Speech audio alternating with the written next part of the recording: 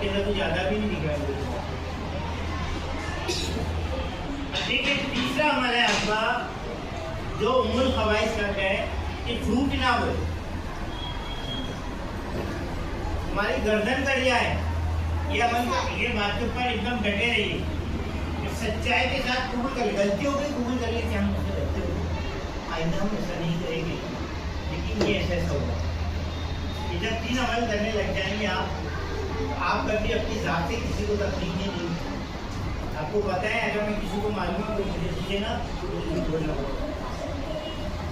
वही अपने साथी को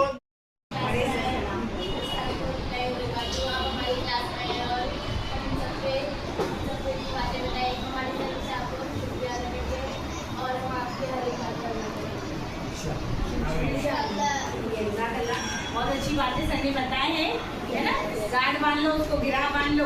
हाँ, और सारी चीज़ों पर अमल की दुआ करो कि अल्लाह हमें तौफीक अता करे, है ना। जो भी अच्छी बातें हमने सुने हम उस पर पूरी तरह से एकदम इस्तेकामत दे दे अल्लाह ताला हमको, और हम अमल करने वाले हैं। चलो पेपर हो गए ना।